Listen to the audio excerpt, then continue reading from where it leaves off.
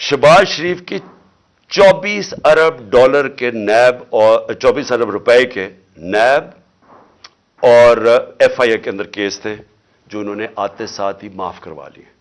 24 अरब के। नवाज शरीफ के Avon fields के अंदर मरियम नवाज के एवन फील्ड रेफरेंस में जो ये मेफेयर के फ्लैट हैं, क्योंकि मैं याद करा दूं लोगों को, ये हमने नहीं उसके ऊपर केस किया था जो सारा वक्त मेरे ऊपर ये सब बोलते हैं। ये केस इनका इंकशाफ हुआ था पैनामा में। पैनामा के अंदर दुनिया में बड़े बड़े लोगों का, प्राइम मिनिस्टर्स का, वजीरों के इंकशाफ हो गए थे जिनकी प्रॉपर्टीज छुपाई हुई थी उनमें। उसमें मरियम नवाज पकड़ी गई।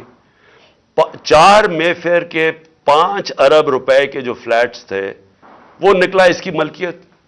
केस तो इधर शुरू हुआ था और इनके बेटे, इनके भाई ने टीवी पे जाके कहा हां जी ये मरियम नवाज की मलकियत है और वो इसकी ओनर है। वो है 5 अरब का। फिर चौधरी शुगर मिल में 250 करोड़ का केस है। फिर नवाज शरीफ का चौधरी शुगर मिल में उसके ऊपर भी 250 करोड़ रुपए का केस है। और फिर तोशाखाना में 25 करोड़ का केस है। ये सब माफ हो चुके हैं। आसिफ जरदारी की पाक लेन रेफरेंस में 3 अरब 70 करोड़ रुपए का उसका पाक लेन रेफरेंस है। और उसका जो फेक बैंक अकाउंट केसेस हैं वो हैं 33 अरब के। ये हैं इनके, उसके जरदारी के 37 अरब रुपए के केसेस हैं। और उसके ऊपर कोई बात नहीं हो रही।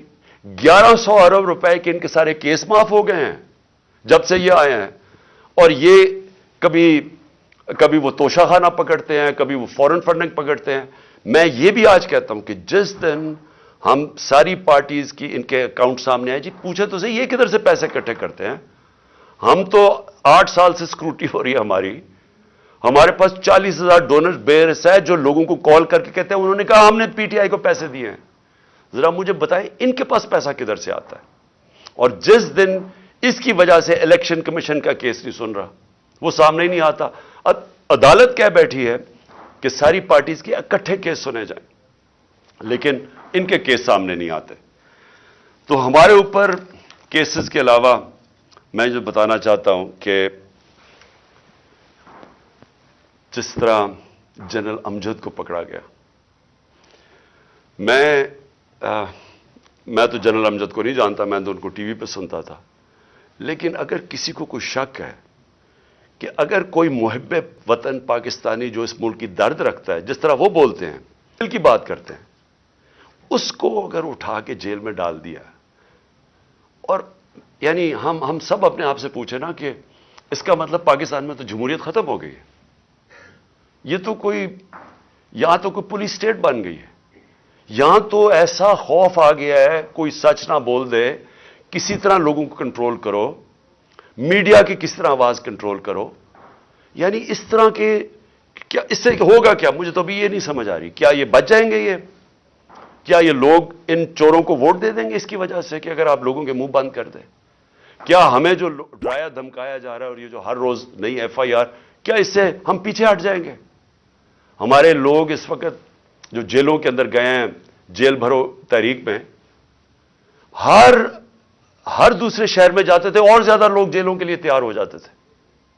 इन्होंने, हालांकि जेलों में हम पॉलिटिकल प्रिजनर्स ये जा रहे हैं, हम सियासी प्रिजनर, कोई मुजरिम नहीं है, लेकिन जेलों में ऐसे रख रहे हैं जैसे कि कोई दहशतगर्द आ गए या कोई डाकू आ गए या क्रिमिनल्स आ गए, उस तरह की ट्रीटमेंट दे रहे हैं। लेकिन उससे कोई डरा नहीं है लोगों का। हर शहर में और ज्यादा लोग तैयार हो गए जेल में जाने के लिए। और मैंने तो अभी कॉल देनी थी सारे पाकिस्तान के लिए, अगर ये इलेक्शंस ना करवाते तो मेरा अगला था कि एक दिन मैंने सारे पाकिस्तान को कॉल देनी थी, सब हम जाके जेल भर दें। क्या करेंगे ये? तो ये खौफ ही दिलवा रहे हैं ना। ये कौम, इस खौफ की जंजीरें उन्होंने तोड़ दी हैं। किसी को खौफ नहीं है इसका, लेकिन मुल्क को तबाही की तरफ धकेल रहे हैं। ये सारे जो हरबे इस्तेमाल किए जा रहे हैं, मुल्क को उधर धकेल रहे हैं जिधर शायद कोई भी ना निकाल सके अगर ये ज्यादा देर बैठ गए।